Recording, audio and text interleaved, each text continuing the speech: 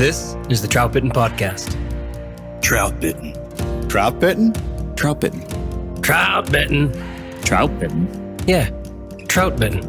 Troutbitten. It's about trout. Wild trout. This is Troutbitten.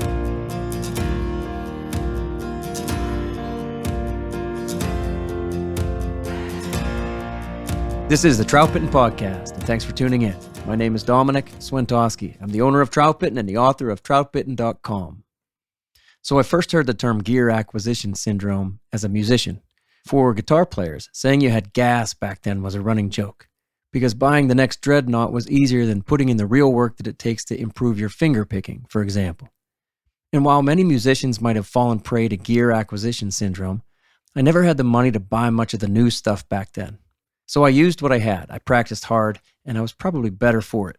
So gear acquisition syndrome is kind of a fun term for buying more gear than you can put to use. All of this applies to fishing as well, and that's part of where we're going with tonight's podcast. I once heard gear acquisition syndrome described as a form of idolatry. Now, follow me on this. Idolatry is the worship of physical things as gods, or treating those physical things as the gods themselves. Do you see where this analogy is going? In this case, the gear of fishing becomes elevated. So it's more important than the fishing itself, until the goal really becomes a bigger collection of fishing gear instead of a collection of good fishing experiences. I think we've all seen this out there, and sometimes we have to actively fight that urge to want the next thing or believe that our deficiencies on the river can be solved with more gear. The truth is, too much stuff gets in the way. Simplifying our approach, our fly selection, and gear selection usually wins. It can also make for a happier fisherman who feels like they know their tools and have confidence in their techniques. But having a few extra rods and reels is good too. And researching, planning for, and then buying your next piece of gear is a fun process that can be inspiring. It can motivate you to get back out to the river quickly and put your new stuff to the test. All things are good in moderation, right? So part of our conversation tonight will be focused on the gear, the stuff you don't need to have great days on the water, the stuff that might hold you back far more than it helps you out. But another part of this episode is less tangible, because it's not always what we buy and stash in a fishing pack that gets in the way. Because over time, it's too easy to focus on finding the perfect water, or we look too hard for ideal weather and the best fishing conditions. Even the pursuit of some miraculous presentation can get in the way of our enjoyment and our progress.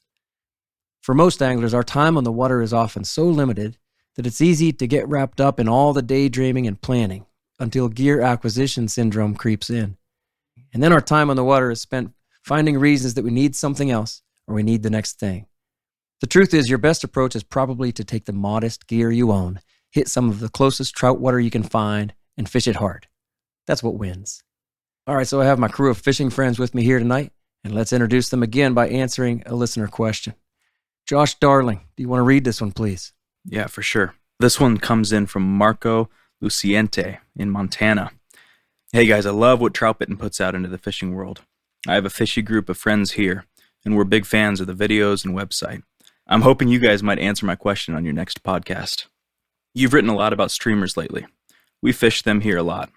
Probably more than anything else. But we get a ton of short strikes and misses. How can we solve that problem? Do you think it's something that we're doing wrong? Or is that all just part of fishing streamers? Thanks in advance. Tell Matt we know where a few namers are. They know where they are. That doesn't mean they're going to catch them. Hey now, that's a good point.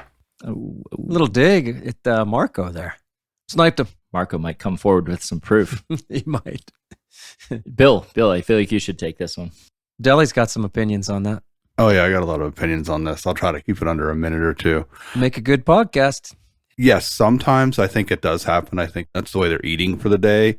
Yeah. If you're constantly having that problem, the two things that I do to help it is to slow the retrieve down. So like I say, give them time to eat it. Yeah. And the other one is downsize your streamer. Say you're fishing a 4-inch streamer, take a third off, take a half off, and see if it matters. Some days it does. Yeah, I agree with you. I definitely lean more into the second thing you just said, which is downsize your streamers. I just don't fish that many big streamers, I guess. In the daytime, I just don't do it. Most of my streamers aren't even articulated. The only articulated streamers that I really fish are night. sometimes I've got a couple. Yeah. I've got a couple full pints. I've got like a handful of other flies that I don't fish that often. I've got a couple of articulated headbangers, and the Grinch is an articulated streamer. That's the one that Bill, you created. Usually small though. It's a pretty articulated. small articulated streamer. Yeah, we're talking 3 inches. So do you think that it's... Here's Dr. Trevor Smith. Hey, Sorry. how's it going? Do you guys think that that's because over a certain size, you're eliciting more of like a protective, reactive, aggressive kind of response, and under a certain size, you're looking at a fish looking to eat that? What do you think accounts for the size difference in terms of how they approach that fly? I think the smaller fly, they can get in their mouth easier. The smaller fly, so I've consistently been downsizing, and I'm to the point now where I prefer 2 size 6 B10S streamer hooks. And Nice. I think those smaller streamer hooks also penetrate quicker and easier. And so when you have kind of the swipey, like quick strike stuff, occasionally you'll hook a fish with that versus if you're fishing like size 2s. I had hella problems trying to get him hooked with that because I was just stubborn for years and was like, oh, I'm just going to fish a big streamer. That's cool. In addition to the size of the fly, do you feel like retrieve has a lot to do with it too? Because I know you and I have talked a lot, and you've talked on this podcast about how you tend to fish probably your streamers sometimes a little slower than the rest of us. Yeah, you can move them fast, but if you move it fast, give it a longer pause and give the fish a chance to eat it. Because if you're constantly stripping that streamer away from the fish and don't give them an opportunity where the streamer is vulnerable for him to just maul it or T-bone it, I feel like you've got a better hookup rate if you're fishing a little bit slower and the fish has the opportunity to eat it easier. Yeah, totally. We've talked about brown trout are kind of conservationists when it comes to energy. And so they're not looking for a difficult chase necessarily. I agree with That's all cool. that Yeah. stuff. And then I'd point out too that they're not always trying to eat it. We've acknowledged this and we've seen it. We know that the bigger the food form, the more they'd like to kill it first or stun it first, eat it head first if possible. The bigger the food form, I think the more often, again, they're not trying to eat it right at first or at all. Maybe a 5 or 6 inch streamer, they're not trying to eat it as much as say, get the heck out of here. This is my spot. A warning. Yeah. And I think of all the factors that you guys were talking about there, for me, it's speed of retrieve. The faster I'm going, the more I'll get those drive-bys or those slashes. I'll certainly hook up. We all have. We've all hooked up on just about our fastest retrieves. And some days that seems to be a real answer. But yeah, I just accept it. Bigger flies, faster retrieves, usually for me. I just accept that's how that's going to be. And I'll do that most from a boat. If I want to really catch fish, I kind of do what Bill's talking about. And I've learned a lot from watching Bill and you other guys too. I hardly ever really strip a streamer quickly. If I'm waiting, kind of like what you said, Dom, it really is. It's almost entirely dead drifts with a little bit of life, like slow slides with a little bit of life. And I don't know if I said that. Well, I'm adding to what you said. Oh, It's fair slower enough. retrieves. Yeah. And, Yeah. Well, I was doing it today. I was stripping it pretty fast, right? I was getting I don't three or really four, do that.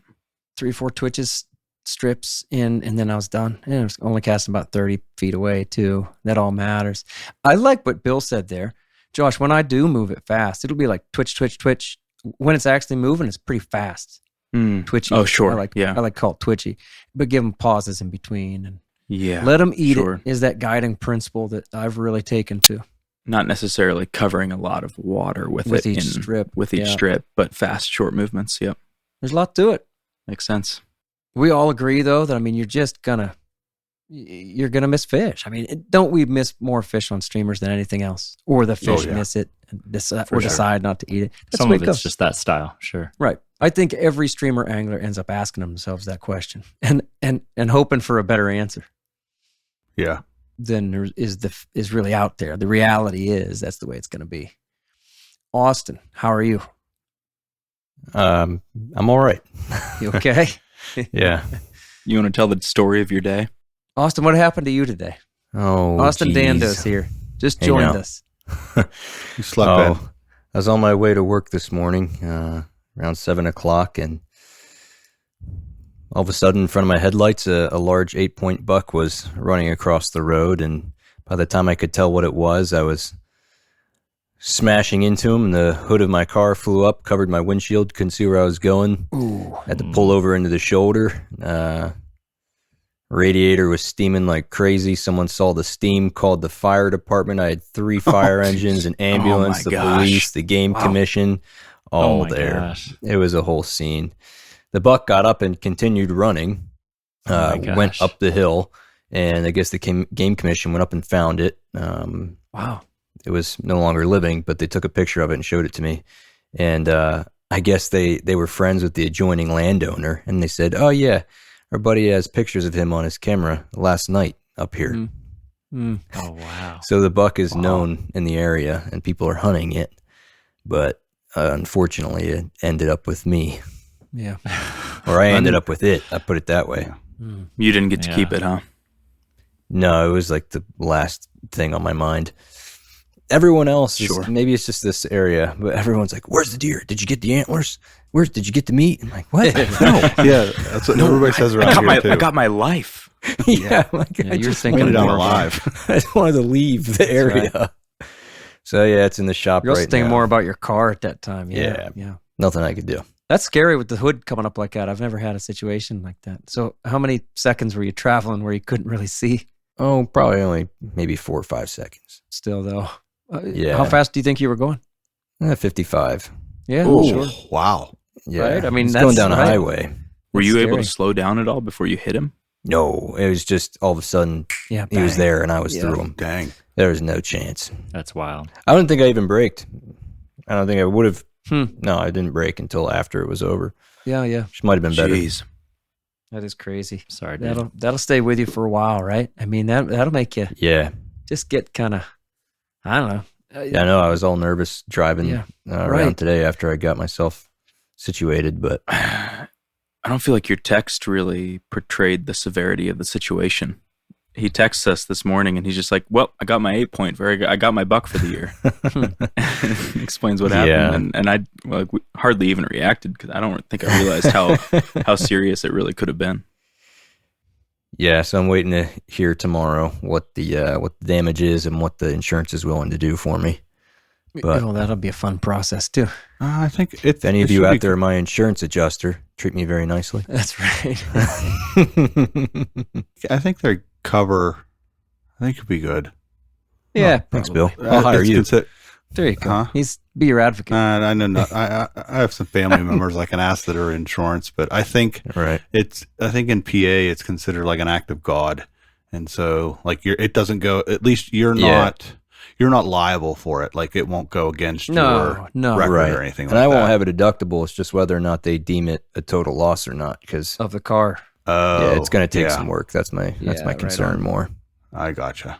Replace it with a, get a good adjuster. Maybe they'll replace it with like a Mercedes or Who wants that? maybe like a Get a 4Runner 4Runner. or something. That's right. Yeah. Maybe get a rod rack on there. That's right. Well, I'm glad you're all right, bud. Seriously, you. I'm glad you're Yeah. all right. You do look a little frazzled. I'm a little A frazzled. little different. Me- Let me know when you got your settings. Your mom just came in. Grove's always good for a laugh. Grove just joined us late after doing Halloween with his daughters, right?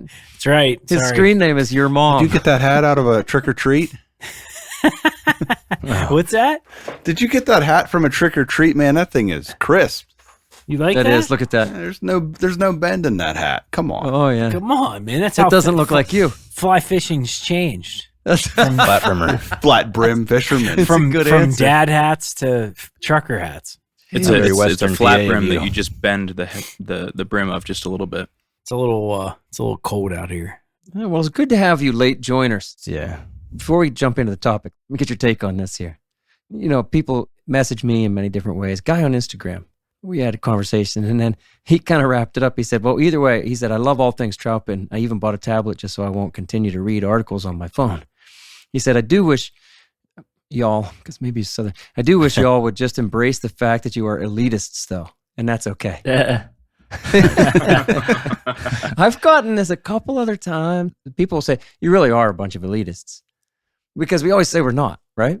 What's your take on that? What do you think? What's your response to that? I think he's zinging you. I would say elitist in the sense of like coming off as a know-it-alls, maybe. Right. That's it.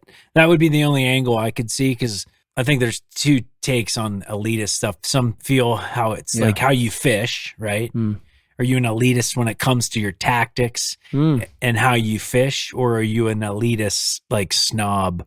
Yeah, I don't think know. you're better than other people. Yeah, and I To think me, maybe that's that's the where he's definition. going. Yeah, maybe, yeah. Probably what it comes down to is what we're saying, that the whole fly fishing industry, or we're saying that a lot of the fly fishing world is elitists, and we're saying, but we are enlightened. We are not elitist. And Right, that makes thus you we're an saying elitist we're a right little there. bit, we're elitist. We're the elitist of the elitist. That's what I've had people tell me. They're like, Yeah. well, The just by saying anti-elite. it, you're not elite. Yeah. Yeah. I think if you spoke with a more Yinzer accent like I do, you wouldn't get comments like that. Nobody ever calls you elitist. No, they don't.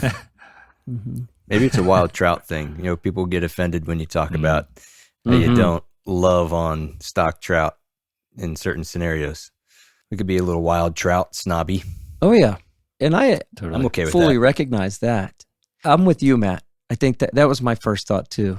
I think there's a couple different definitions of elitism. And the one that I don't like being pigeonholed into is like, oh, we think we're doing stuff better than other people. Well, how about this? I think, well, I'll just speak for myself. I do think the way that I fish is the best way to approach these waters. I think my tactics are the best. Don't we all feel that way? Doesn't every, long-term angler or whatever you're at, don't you That's think? why you do that- them. That's exactly right. They That's weren't why the you best, do them. you would be doing something different. Right. And so we all kind of feel that way, I think. And that's what we're doing here, is sharing what we think is best. And I think that's all right to think that, hey, man, my way of doing this is probably the best way. Sure, and if you're not striving for that, you're missing out. Right on. Yeah. And Right. occasionally you can get enough experience and you thought through it enough and you got some buddies, that concur with a lot of things. And you go, yeah, got some stuff not all together figured out. But man, I like the way that I'm doing things. I think this is the best way to do it. That to me is not elitism. No. If I took that and I said, because I do it that way, I am better than everybody else. Now that's elitism. But you know me, I mean, my neighbor fishes all kinds of styles. Spin fishing, conventional tackle, bait, it fishes for all kinds of stuff. I don't think I'm any better than my neighbor,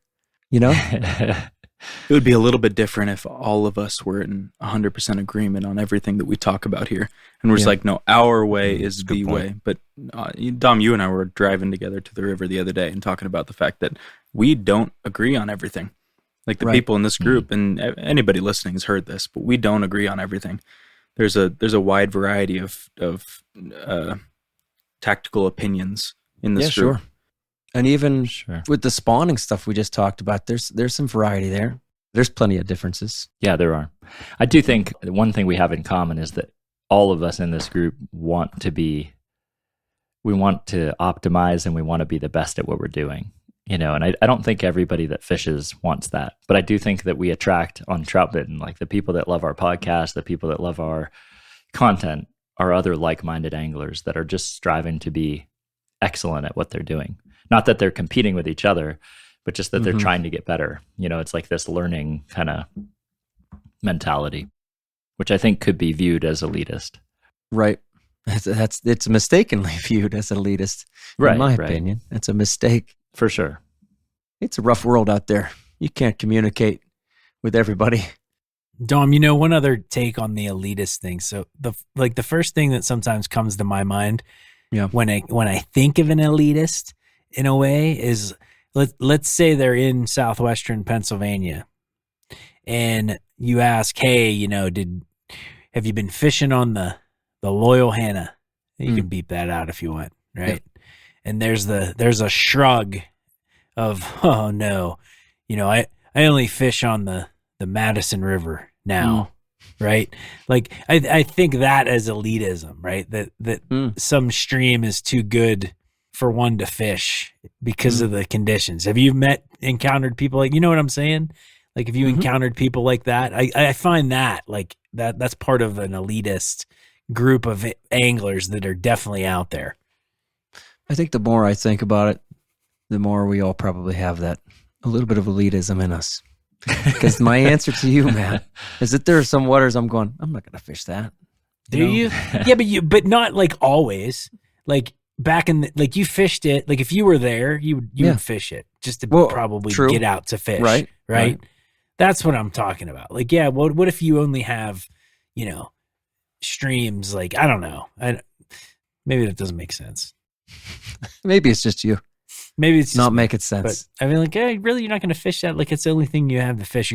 The only time you fish is once a year or 2 weeks a year when you go to you know what I mean? Like, it's like fish some bass or something. Like, fish for something. No, bass are stinky. Have you read trout? They definitely are. I mean, I'd throw them on the bank. But from southwestern PA, though, I hear that a lot. Like, there's no water down here to fish, so I don't fish it. I'm with you. If I didn't have trout, I'd just fish for smallmouth or something. I think we all need to fish. Yeah. All of us here need to fish. We'd find the species that works for us wherever we were. If I was in Florida, I wouldn't be fishing for trout, but I'd find something. Sure. Snook. I'd be fishing snook. As fly anglers and tires, we understand the value of having the right tool for the job. AvidMax.com offers over 20,000 products and the knowledge to help you find the right tool for your job, whether that be at the tying bench or on the water. Listeners of the Troutbitten podcast receive a special one-time discount code at avidmax.com. Enter the code TB10 at checkout on full-priced items to save 10% off your order. Orders over $25 ship for free, so you can put more gas in your tank or beer in your cooler. For all things fly fishing and tying, elevate your game with AvidMax. For over a decade, Smith Creek's high-quality fly fishing accessories have helped anglers just like you to keep your gear in easy reach, free up your hands, and keep our waters clean. Their award-winning Rod Clip Plus now has 2 ways to attach it to your vest or pack, making it easier to tie a fly, change a hook, or release your catch. All Smith Creek products are built guide tough, using rugged materials and backed by their strong commitment to customer service. This fall, Smith Creek is introducing even more new products, so keep checking their website at smithcreek.co for more information and special offers from now through Christmas. All right, guys, let's move into this topic. The stuff you don't need when fly fishing for trout. Let's try to get as many of these in as we can. It's kind of a rapid fire approach. The gear and the other stuff. What don't you need? What are the common things that just kind of get in your way or take the fun out of a day on the water? A huge vest full of 60 liters. Just right out of the after gate. Me right away. I'm going right after you. You're a lead 60. if you do that. Yeah. I knew I was going to get hit hard. There's not 60, but I probably do have about 20 liters in my vest. It's a 5-gallon bag. You don't need all those liters. Fair enough. Do you carry those when you're not guiding? Are they always there? I carry more when I'm guiding, and once I'm into guide season, I have about 10 more on me. But I always have more. It's my thing, man. I'm a leader guy, so I need them, but everybody else doesn't. And I would never recommend. Hold on. Let's try this other leader now. No. But even in my off season, I'm always, this weekend I changed leaders about 3 times. I'm kind of messing around with a different formula. I'm always tweaking stuff. It's part of what drives me. I like being out there. And leader is a cool thing to change because it makes such a big difference. Anyway, you don't need them. I agree. Yeah. I like to know why it works and what works better for me. And then when somebody has a formula that I'm like, man, I don't like that, I'll keep using it just to make sure why I don't like You it. don't like it. I mean, you guys have seen me do that. Yeah. I feel that way about gear, though. I think I'm the most offender on the gear, on the gas syndrome. I agree. Like, what you don't need is that next pack. Yeah. I might only carry like one small pack, but I'll carry it for a couple months and then, but I don't know. Here's something. This is kind of an intangible. All right, buddy.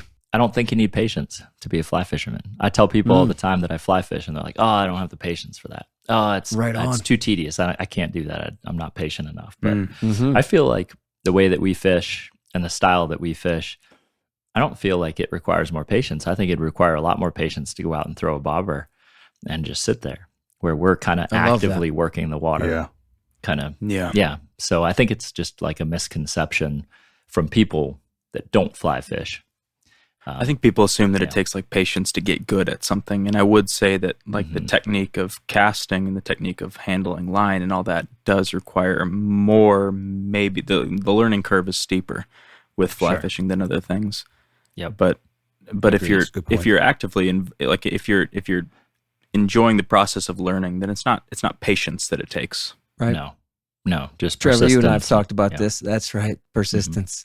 I wrote an article about that. Patience Yeah. versus persistence. And I Yeah. forget who said Yeah, that to right. me first. And that's what it is. We need Hmm. persistence. That's the same Yeah. thing you're saying, Josh. But it's never boring. Patience No. to me means like, oh, I got to stick with this. And it Yeah. seems like it could kind of get boring. Like watching a bobber out there, right? Right. On a bluegill pond or something. That's kind of, Yeah. you got It's to slow, have right? patience till they finally eat it. We're not hoping something will happen. We're Yeah, trying to it make feels something more happen. like luck. Yeah. Exactly. You don't need luck either. How about that? Right? Hey, yeah, there you go. Right on. Yeah. It definitely dovetails into it. You don't. You can make No. something happen. And yeah, there's always some luck involved in everything in life. Austin, you had some bad luck today, you know? Yeah. pretty much And then what it lucky to comes down still be alive in a way, Yeah. you know? Yeah. That's the way things go. Yeah, maybe you had good luck that you're still. Exactly. Trying to That's find the positives. the That's bright right. side. Yeah. Yeah. There's a lot of forms of fishing that are way more repetitive in nature than fly fishing is. Yeah. And so I think fly fishing is one of the methods of fishing that requires the least amount of patience because there's so much variation in what we're doing out there. Mm-hmm. Mm. Agreed. That variety is what attracts all of us. For sure. You know what I just got for the first time this year that I've never really had before? And What? Raincoat. a raincoat, a wading jacket. Yeah. Don't really I need have- it though, huh? I've really never had one. I mean, I've been fly fishing for, gosh, I don't know, 15 years, Yep. you know, and I've never had a wading jacket until this year. You're gonna be so And much I- better now. Well, I don't, yeah, well, sure, we'll find out. But the point is, since I got it, I'm like, this doesn't really make a huge difference. It's great to have around, but Yeah. it's one of those things that can be marked up super high because it's got a higher cut, you know, Mhm. and so you can charge $300 for it instead of $100, which is what those things should cost. You can And, wear it around town. Everybody's gonna know. Oh, that guy fly fishing. He's a fly fisherman. He's elite. They do have there's some really cool designs even in the hood. The hoods, a lot of times, you can leave the hood down, then when you pull it up, the water doesn't get on the back of your neck. Oh, That's yeah. a good, that's a good feature. There's a You lot know. of technological True. advances that There's it's a lot of neat made, and things. it's super convenient. The cuffs keep the But- water out, but you don't need it. Agreed. Yeah. I used an old Gander Mountain. You guys remember that green one? I used that for, gosh, Yeah. 10 years probably. It wasn't a wading jacket. It was some old raincoat. Works. You don't need a high end rod. Right. I mean, I think we've all fished with a lot of variety of different rods, and I don't think any of us started out with what would be considered like top of the line fly rods or nymphing rods. And, you know, I think maybe that was part of what taught us a lot about how to use a rod. But I also just think that while it's nice to have the types of rods that we all fish with now, I don't think you need it. Yeah. Going right off of that, then you don't need an expensive reel either to go with it. Oh I my think that's the goodness, least yeah. important thing. Potentially, Yeah. the right? least the least thing of value in the rig may be For sure. the line holder of the reel. Yeah. Everybody talks about like having a sealed drag system. Yeah. But everybody's using a sealed drag system now. You can buy a really cheap Right. reel and it's going to have a sealed drag system. And for that Yeah. matter, you don't need a drag system. I mean, Right on. you know, a couple of you guys are old enough that you probably had click and pawls first, right? Mhm. Click and paw. I Yeah. still use Yep. like Yeah. My up $30 until- Kuma Sierra has been one of the best reels I've ever had. I got one of those. Simple. I've as got that. some steelhead on it. Yeah. I love that stuff. And you palm it. Right. The biggest trout I ever landed, I had that reel. I've told you the story about that. And then when I landed that fish, and I palmed it. And that's when I really learned, wow, I really do need, this is a really big fish. And I learned to palm it right then and put some drag on it. I think that's neat. Mm-hmm. I'd go back to it full time. I would like to go back to it full time. The click and paws that I've had recently have been they have been a little too light to balance out a 10-foot four weight.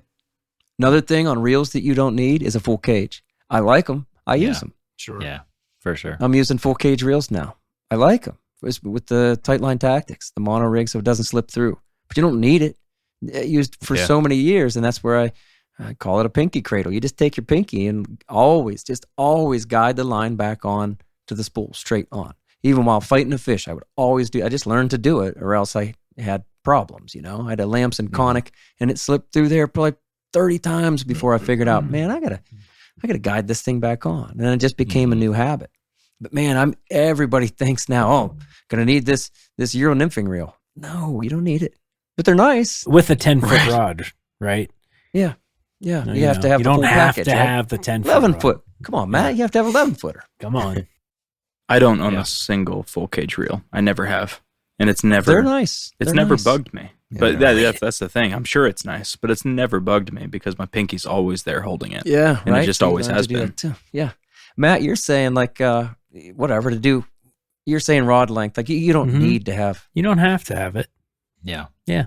I mean, you Definitely can, true. it goes back into like, you don't have the luxury, don't feel like you're missing the game. All these things we're talking about, maybe give folks a confidence edge. And let's be honest, a performance edge at some point, but it's not necessary, right? It shouldn't hold you back from engaging in certain aspects of the sport. Right. I've been saddened a few times when even people I'd be coaching with in Little League or whatever, that's when it would happen most because people know what I do. And I'd get into fly fishing, but it's so expensive.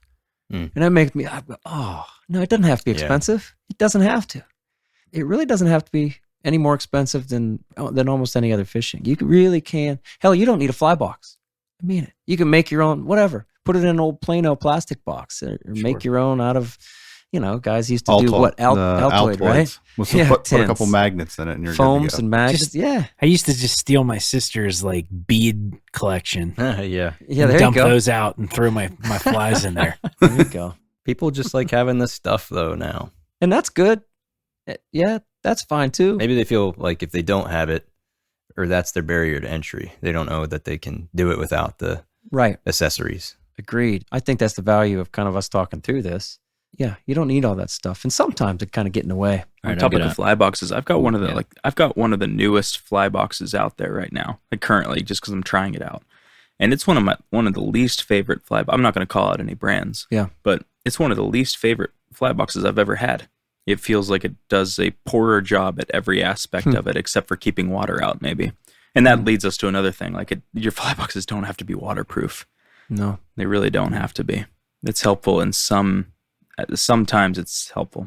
I've been through the big fancy fly boxes. I'm back to like Amazon special, like little foam box that's like $10 or $15 because it's light and it's cheap. And I just, if I need a couple extra flies, I throw it in my pack. And it's the big waterproof box is great, but man, is it heavy. Like if you would probably weigh the differences, it would probably be like double the weight you're carrying around. Definitely adds weight to make it waterproof. Going off the flies, you don't need a lot of flies. You need a handful of patterns you feel good about. Some people are really stuck on the idea that every slit in their foam box has to be full. And, they may have 3 pages of a box full of flies. I've never been that way. I don't think I will ever be that way because you don't need them. You just need enough to go fishing. I have 2 flies in every parking spot, a double up. That's right. I'm so jam-packed.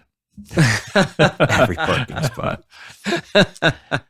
He called them parking spots. I'll also say, I feel triggered. Yeah, you don't need Bill, a- it's funny. yeah. You have the most flies probably than anyone, but you might carry the least amount. You just like the variety. Well, you're saying that Bill has more in his trunk, and then Right. I'm Not on sure his at your person, home, though, I would assume. than anybody that I know. More gear and more flies, more stuff than anybody I know, and I think that's fair. But then, you fish with a very modest, I'd say, amount of stuff on you at any one time. Yeah. So I guess that might be a good thing is you don't have to carry everything with you on the river. That's a good point. Yeah. Like nice. you can, if you have it in your car, not everyone's hiking 6 miles into a canyon. Most people are I'm most times not more than 15 or 20 minutes walk from my car. If there's something I need, I walk back and get it. Mm-hmm. For sure. And you can make pretty good guesses about what you are going to need. You're probably not walking back to the car too many times. I also don't think this may be controversial, but I don't think you need Maxima and Amnesia and all that stuff if you want to start Euro nymphing and you want to just try it out. I think you can roll to Walmart and you can buy some Stren, a couple different strengths, and you could piece Zebco, together. baby. Right? That's what Austin did with years. Zebco. my Zebco first green. my first Euro nymphing was with a leader made entirely of 2 different strengths of stren, and it wasn't pretty, but it worked. And I started to learn some of the principles of Euro nymphing, of mono-rig fishing, with that tied to the end of my fly line. And, I quickly realized there were better ways to do it, and certainly got it. I think we all geek out a little bit over leader formulas, but you definitely don't need to order $100 worth of leader material, right, just to try this out. To try mono-rig fishing. Yeah. You can order just go to the Troutbitten shop and get a leader. if they're in stock. Yeah. They'll be back right after Black Friday. They'll be back. A good segue there too would be fly shop tippet. I think a lot of us respool our own tippets off of larger spools. I think a lot of us use Seagar and Vizex, right? And Vizex, Matt got me on that. I used to use used to be Finesse. Seagar That's Finesse, sweet stuff. the Braze X before that. Yeah, and that I still have it's a phenomenal. Brazex. But another barrier that you can get by in terms of cost. Oh, more than get by. I actually choose it now. I mean, I can get. Yeah, that's what I mean. Yeah. You don't have to spend $15 on 20 meters of, whatever. Yeah. For everything bigger than 6X, I choose that. For 6X and under, I'm an Orvis Mirage guy for the small stuff. And you don't need to carry 8 sizes, like, I don't know, 4 and 6 pound test or 4 and 8 pound test, and That's go. true. Right on. You carry nylon and fluoro, Deli?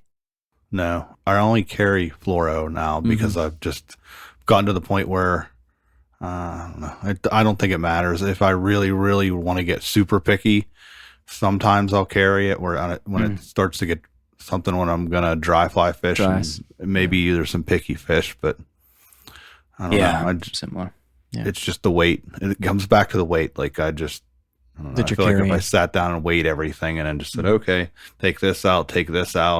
Yeah. I only carry a single spool of nylon, and it's a little bit buried. It's not like, I know where it is, but it's not a super accessible thing. It's in that like front left pocket, and I only carry one, and it's in 5X, and I don't, See, I couldn't do that.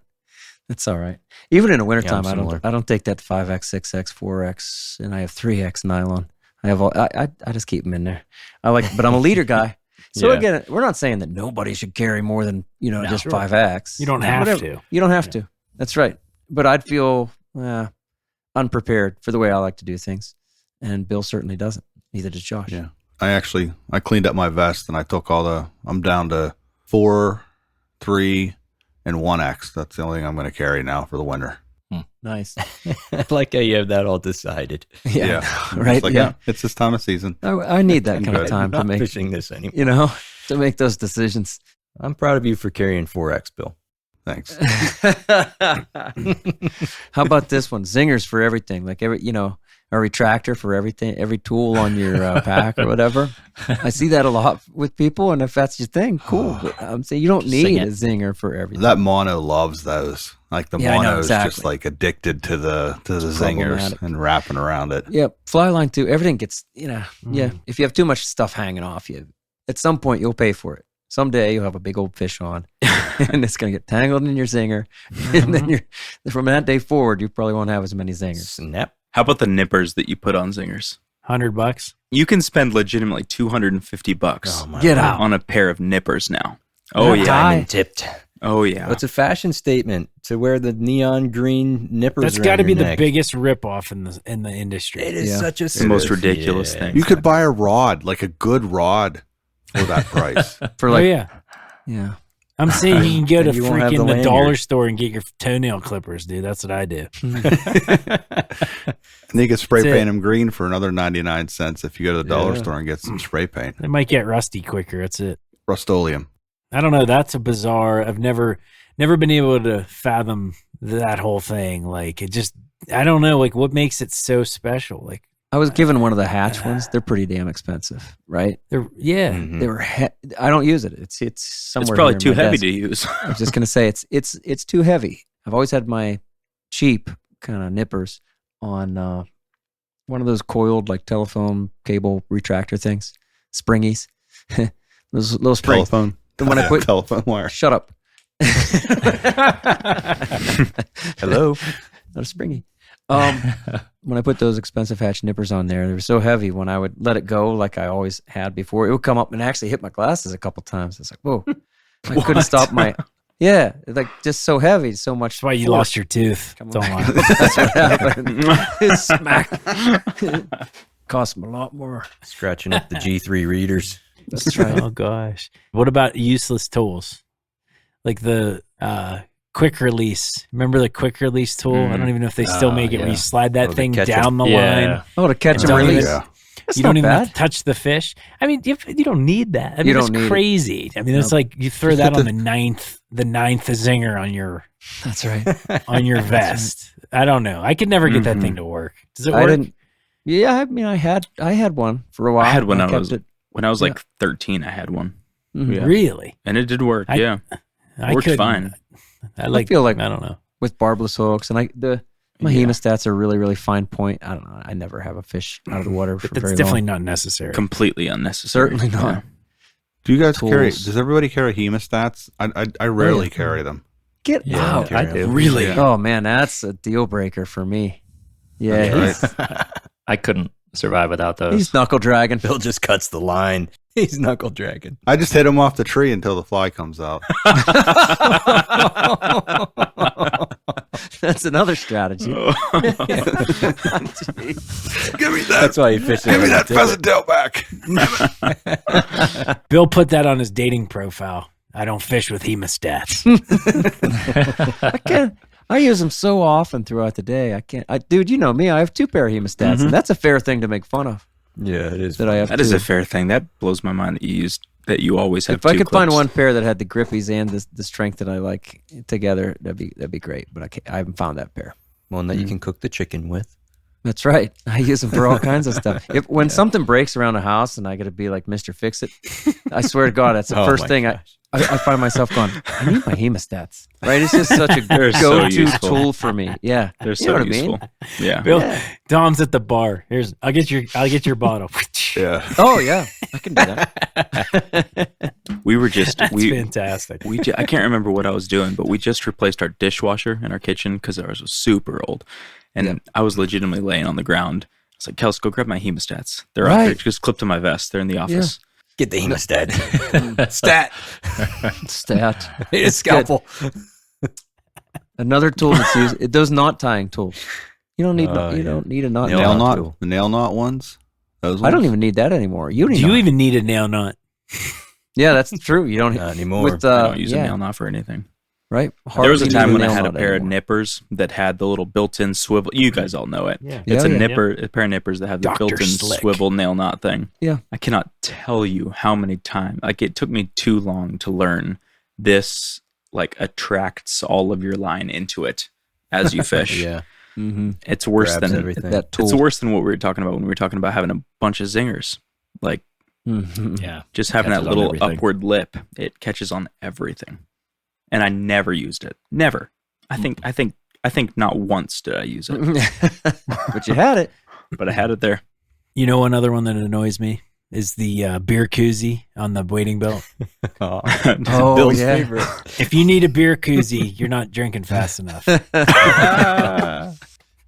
Sorry. Mine holds my water bottle too. Oh, come on, Dell. You got a beer koozie? He does. I can't fish with you. It's a water bottle holder, but it'll hold a pounder real nice. Some of these guys have like their neck lanyard beer koozie no. with their beer on Another their fashion chest. statement. I can't get into that. It's like It says man, I'm into You drinking, got to not row the catching. boat and have the holster. yeah, I'm Neutral not to into make the us holsters. A holster. There you go. Waiting holster. Yeah, New Trail put their logo on it on Bill's next beer koozie. It's just a water bottle holder. He'd look good out there. I've told you guys before. You know, when I drink a beer, I'm done fishing. My heart's out of it. I'm like, Yep. that was fun.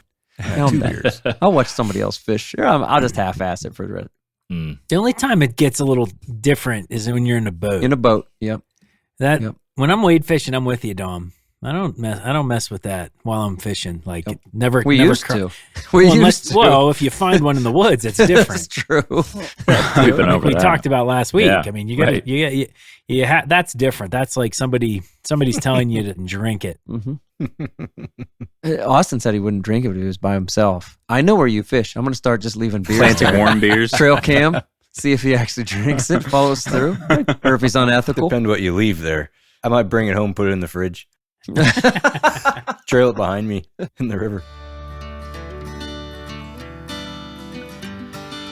Whether it's after a fishing trip or at a backyard fire, you can bet the Troutbitten crew has a case of New Trail Broken Heels along with us. It's honestly our favorite beer. This hazy IPA is smooth and full-bodied. Hand-selected Citra hops lead to notes of bright clementine and juicy ruby red grapefruit. Broken Heels is a keeper. New Trail beer is proudly brewed in Williamsport, Pennsylvania, and delivered cold to your favorite craft beer retailer every week. At New Trail, it's not about being the best angler. It's about getting out there. So enjoy nature's moments and reward yourself for a day well fished with New Trail Broken Heels. It's Troutbitten's favorite beer.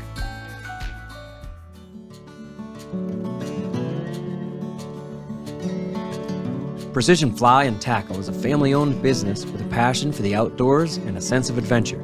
They are anglers who enjoy every moment spent on the water with family and friends. Precision Fly and Tackle carries the widest selection of Euro rods, reels, lines, leaders, flies, and accessories. From the beginner to the advanced angler, Precision Fly and Tackle can outfit every angler, no matter the budget. Visit them online at precisionflyandtackle.com. Then use code TROUTBITTEN10, that's the number 10, for 10% off your order. Gear up with Precision Fly and Tackle for your next adventure. I was going to say you don't need Instagram to be a fisherman. Nice. You don't need social Come up media. with some good ones tonight. Right? You don't need to. You don't need everyone else to comment on your fish. I do. Yeah. You need. True story. I would Everybody's say in it for different it's reasons. nice to have a Trevor. close group of Stay friends you can open-minded. share with, right? But Yeah. and I do think that enriches the experience. But Mhm. I just think things start to get lost as you start to depersonalize that further and further into like it. You know, we've all seen it, right? Yeah. People get lost in that world, and I just think it's a slippery slope. That's great. Like so many other things here, there there could be great benefits to that, For but sure. you certainly don't need it. No. And you don't have to feel like you're missing out on anything Yeah. just because you don't have it or you Right. choose to delete it. Yeah, I met Josh on the internet. What's that? That's true. Oh yeah, good stuff, right? I bet your moms were so proud. Trevor, you said something about friends, a group of friends, and I was going to say like you don't need a great fishing buddy. You don't need that either. We all want that. I'm glad Yeah. I have that. But I have had many people say, "Yeah, I don't go fishing on. I never go fishing by myself. I really like to have somebody to go fishing. You can like to, but you're going to miss out a lot if you're always waiting for somebody. I wanted you guys to fish with me today, right? Nobody could go. Whatever. I went by myself. Yeah. I even asked my dad, and he couldn't go. Well, So my boys were in school, so I went by myself, and I like going by myself. tracking your extroversion is like tracking the heat cycle of a white-tailed doe. It's like, it's once a year, and it's Every so often. a week-long window. You want to fish with others. Us. So often. He's coming into heat, guys. Nice. I can fish next Monday. Let's fish next Monday if you want. Nah, he's gonna be cold by then. Yep. Yeah, I probably won't want to be around people by then. That's right. that's fair. Exactly. Especially me. Yep. Sometimes morning to afternoon, or the time it takes to respond to the text. And it's like, that's all right. I'm just going by myself. Right. How about right now? It feels like we're kind of on this intangible kick.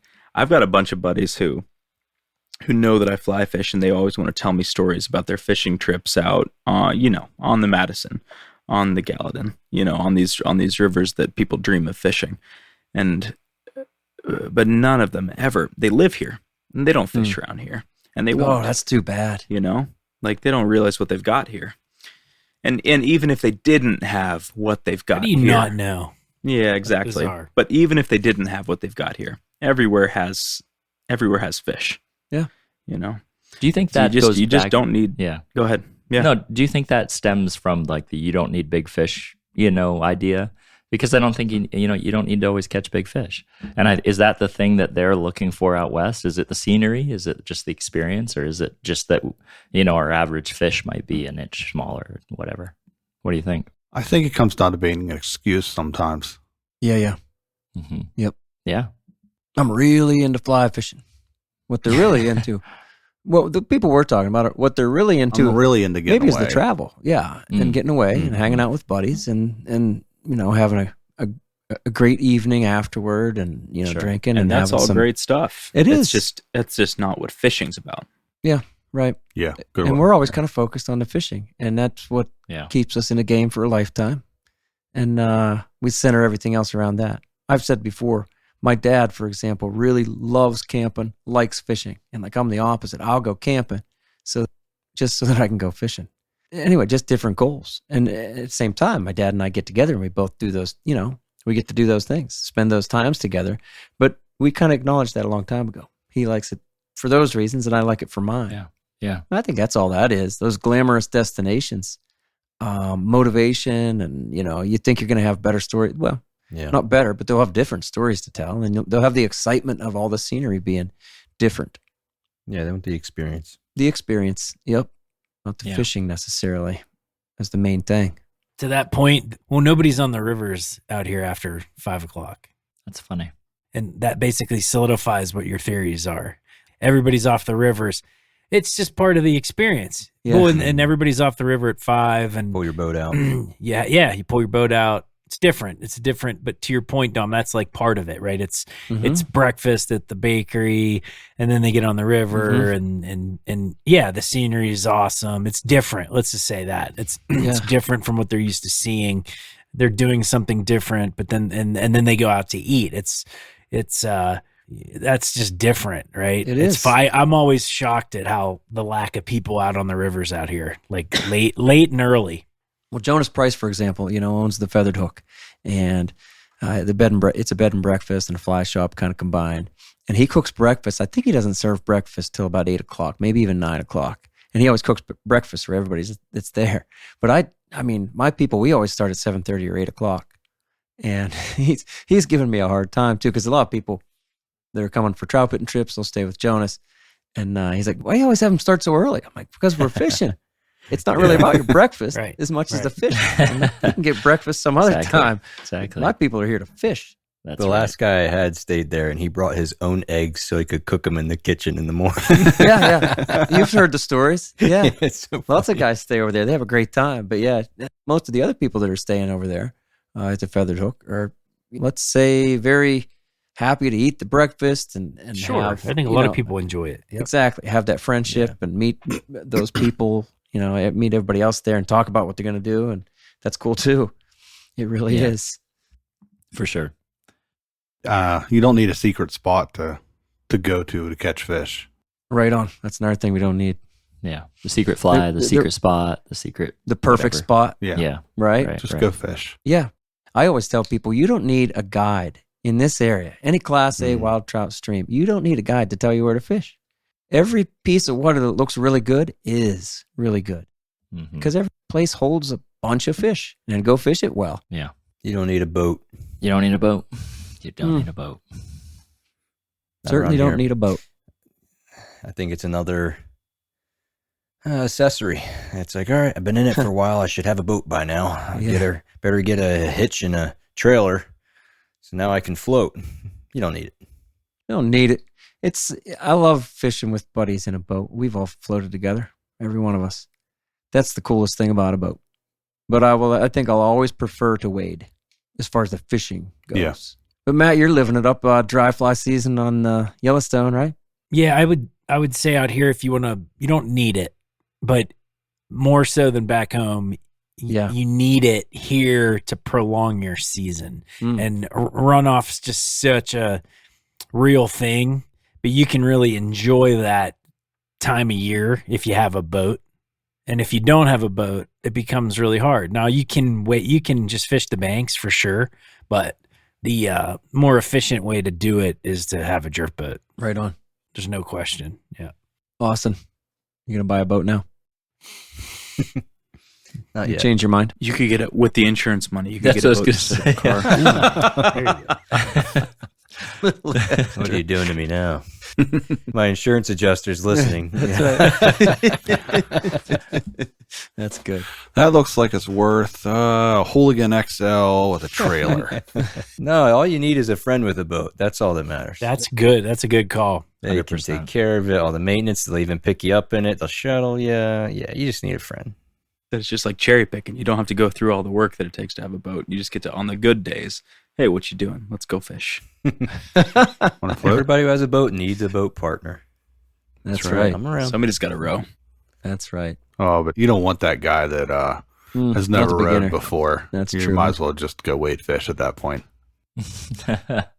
Anything else, guys? What did we miss? One thing we didn't touch on maybe was just like weather and water conditions.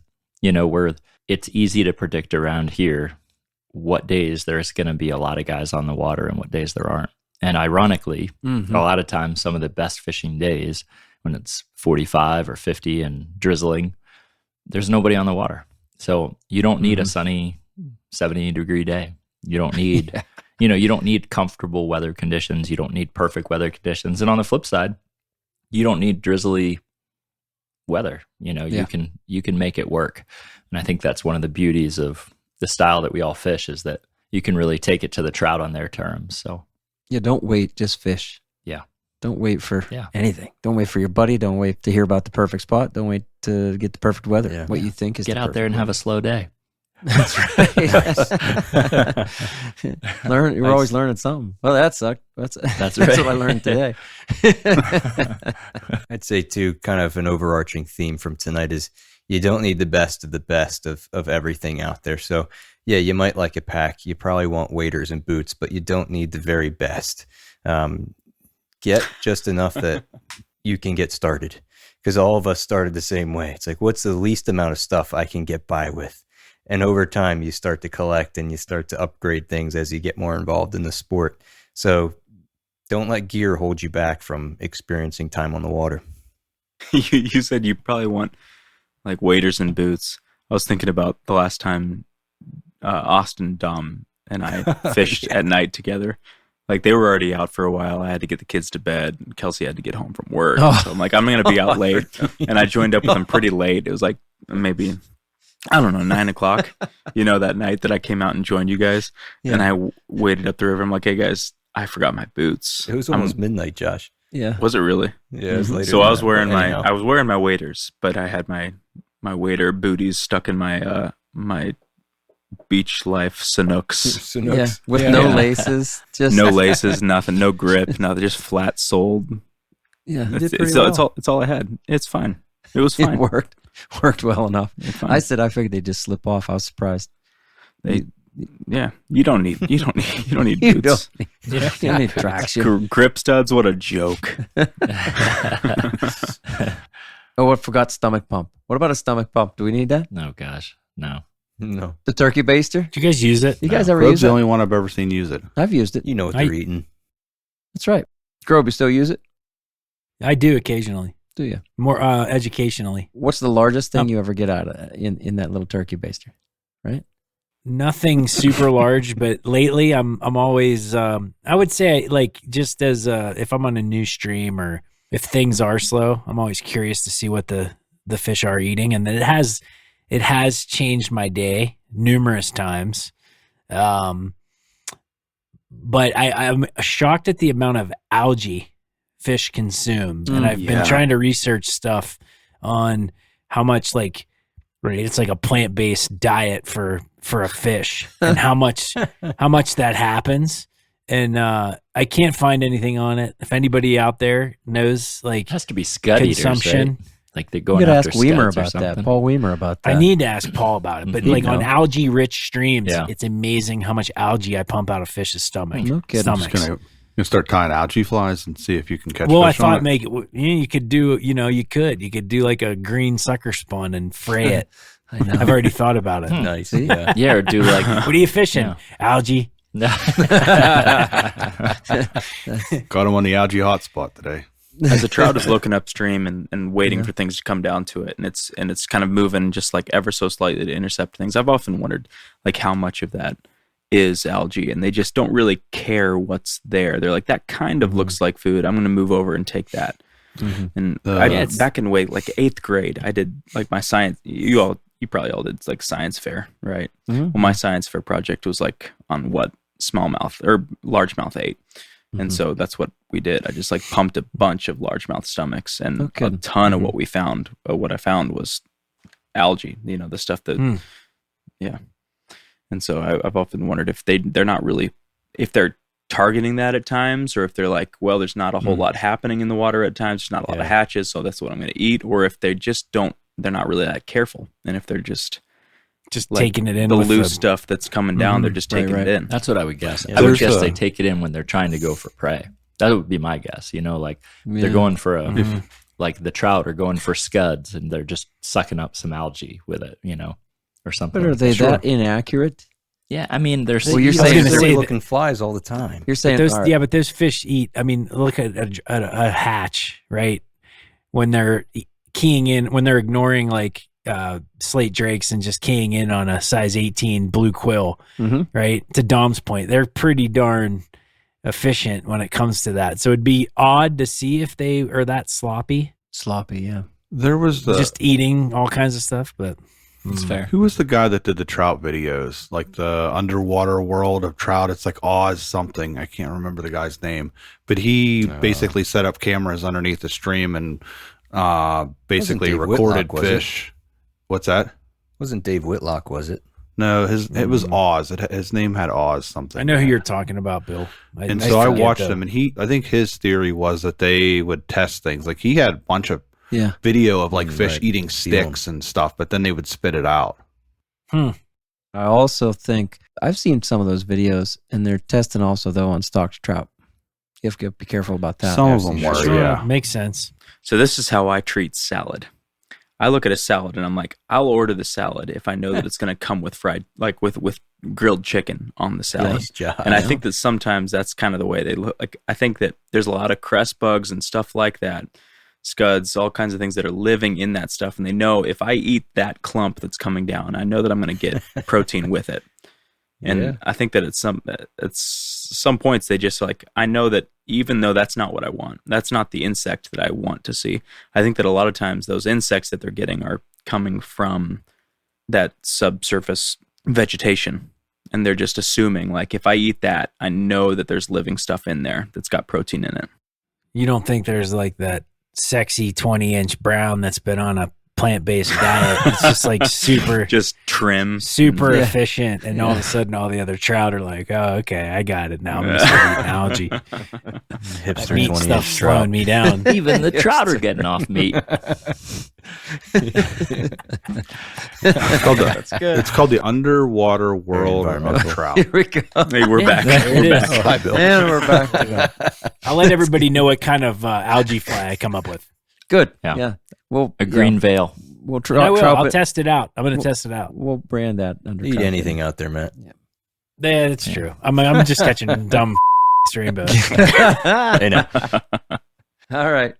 Who's reading us out? What do we have here? I am. Dr. Trevor Smith. Will you please read us out? I will.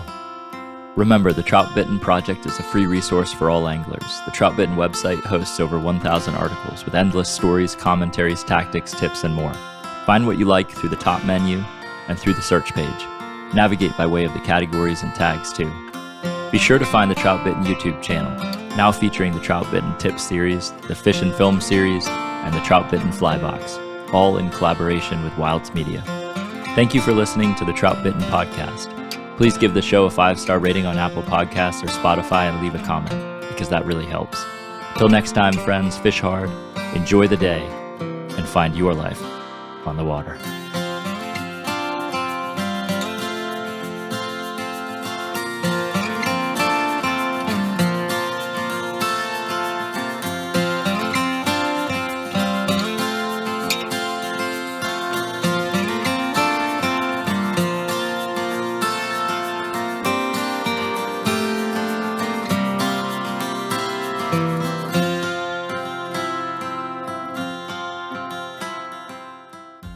Ooh, that guy fly fishes. Ooh, he's a fly fisherman.